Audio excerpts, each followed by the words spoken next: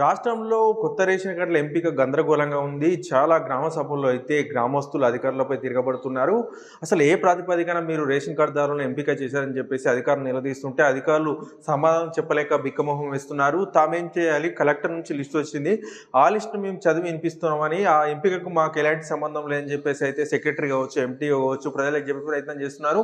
అయినప్పటికీ కూడా ప్రజలైతే అధికారులపై అయితే ఆగ్రహం వ్యక్తం చేస్తున్నారు. ఎందుకంటే లబ్ధిదారుల జాబితా చూస్తే అందులో అసలు ఏ ప్రాతిపదికన ఎంపిక చేశారనేది కూడా లేదు. అయితే మంత్రులు ఏం చెప్తున్నారంటే పేదవారికి మాత్రమే మేము రేషన్ కార్డులు ఇస్తున్నామని, ఆదాయాన్ని పరిమితిని బట్టే మేము రేషన్ కార్డులు ఇచ్చామని చెప్పినప్పటికీ కూడా చాలా మంది అనర్హులకైతే రేషన్ కార్డులు వచ్చినట్లయితే తెలుస్తుంది.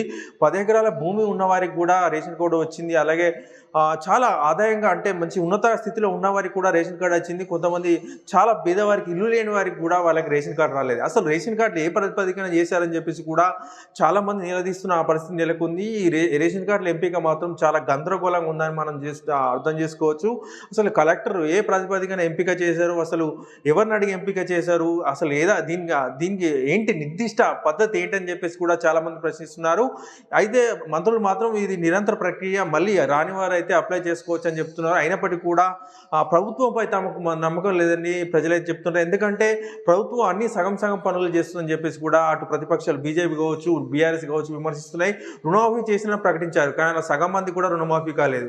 ఇక రేషన్ కార్డులు ఇచ్చామని చెప్తున్నారు. అందులో ఎంతమంది అంటే దాదాపు ఒక 50 లక్షల మంది రేషన్ కార్డుల కోసం అప్లై చేసుకుంటే 6,68,000 మందికి మాత్రమే రేషన్ కార్డులు ఇస్తున్నారని చెప్తున్నారు. అసలు ఏం చేస్తున్నారు? ప్రభుత్వం ఎలా ముందుకెళ్తుంది? అసలు సగం సగం పనులు చేస్తుంది. అసలు లబ్ధిదారులను గుర్తించడంలో ప్రభుత్వం విఫలమవుతుందని చెప్పేసి అయితే బీఆర్ఎస్ కావచ్చు, బీజేపీ కావచ్చు తీవ్రంగా విమర్శిస్తున్నాయి. దీనిపై అయితే ప్రభుత్వ పెద్దలు అయితే తాము కరెక్ట్గా చేశామని చెప్పేసి ప్రభుత్వ పెద్దలు చెప్తున్నప్పటికీ కూడా కాంగ్రెస్ పాలనలో అయితే కాస్త ఇబ్బందులుగా ఉంటుంది. అంటే ఒక పథకాన్ని అమలు చేయడంలో కావచ్చు, చేయడంలో కావచ్చు అన్ని సగం సగం పనులు చేస్తామని చెప్పేసి అయితే ప్రతిపక్షాలు ఆరోపిస్తున్నాయి.